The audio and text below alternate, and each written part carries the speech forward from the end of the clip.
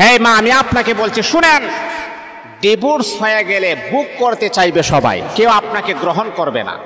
আপনি জানেন, আপনি যখন স্বামীর ঘরে যখন সংসার করবেন, স্বামীর ঘরে যখন আপনি থাকবেন, দেখবেন অনেকে আপনাকে স্বপ্ন দেখাবে, অনেকে আপনাকে বলবে যে স্বামীকে তুমি ছেড়ে দাও, তোমাকে আমি বিবাহ করব, তোমাকে আমি গ্রহণ করে নিব।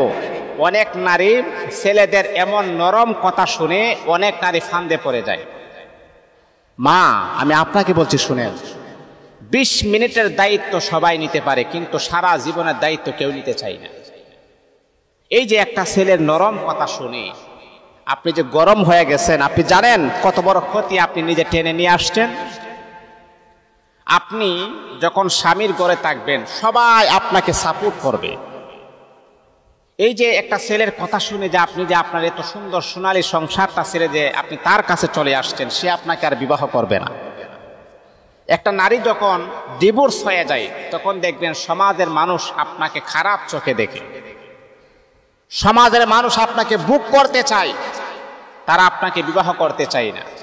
এই জন্যে দেখবেন 20 মিনিটের দায়িত্ব, 10 মিনিটের দায়িত্ব, একদিনের দায়িত্ব সবাই নিতে পারে, সারা জীবনের দায়িত্ব স্বামী ছাড়া এই পৃথিবীতে আর কেউ গ্রহণ করতে চায় না, এই পৃথিবীতে আর কেউ নিতে চায় না।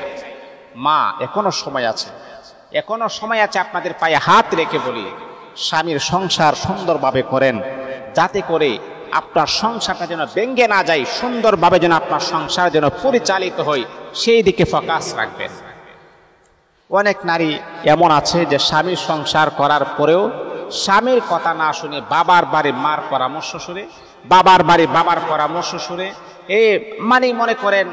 মা, আমি আপনাকে একটা কথা বলি শুনেন, আপনার যেহেতু বিবাহ হয়ে গেছে, যখন আপনি পৃথিবীর থেকে বিদায় হয়ে যাবেন, আপনার যখন ইন্তেকাল হয়ে যাব, জীবনের শেষ মুহূর্তে আপনার দাফন কাফনও কিন্তু স্বামীর বাড়ি গুরুস্থানে করা হবে।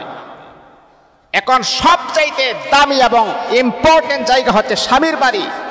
আপনি তাদের পক্ষে নিয়ে কথা বলবেন, কিন্তু আপনি এখনো বাবার বাড়ির পক্ষে নিয়ে কথা বলেন, আপনি কখনো সুখী হতে পারবেন।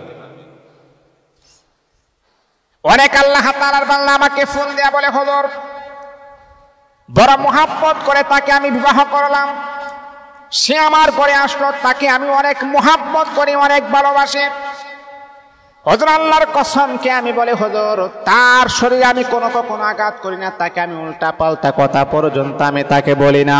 তারপর হুজুর সে জানে কেমন জানি তার মার কথা শুনে, সে তার বাবার কথা শুনে, মার কথা শুনে আমাকে প্যারা দেয়, বাবার কথা শুনে আমাকে প্যারা দেয়, বোনের কথা শুনে আমাকে প্যারা দেয়। হুজুর আমাকে একদম অস্থির করে ফেলেছেন, আমাকে একদম নাজেহাল করে ফেলেছেন। হুজুর আমি এত ভালোবাসি, এত মোহাব্বত করি।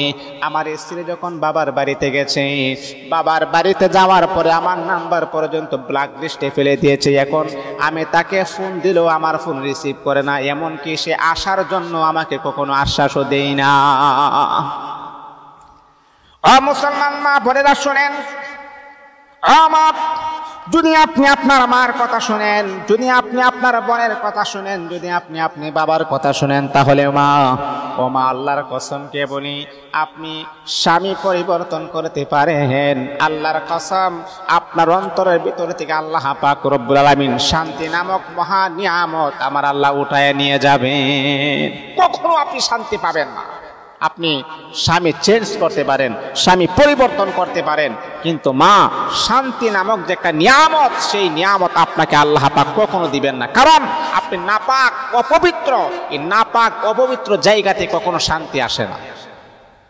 এই জন্যে আমি আপনাদেরকে দৃষ্টি আকর্ষণ করে বলবো, মা বোনদেরকে আমি বলবো, মা স্বামীর সংসার করেন, সুন্দরভাবে তার সংসার করেন, তাকে সেবা যত্ন দেন, তাকে মোহাব্বত করুন, স্বামীর মাকে মা হিসাবে গ্রহণ করে নেন, স্বামীর বাবাকে বাবা হিসাবে গ্রহণ করে নেন, এই বাড়িটাকে আপন হিসাবে নেন। দেখবেন এর ভিতরে আল্লাহ পাক আপনাকে শান্তি নামক মহা দৌলত আমার আল্লাহ দান করে দিবেন। আর যদি তাদেরকে পর ভাবেন, আপন না ভাবেন, তাহলে কিন্তু আপনার কপালে দুঃখ আছে। আল্লাহ পাক আমাদের মা বোনদেরকে বোঝার, আমল করার যেন তৌফিক দান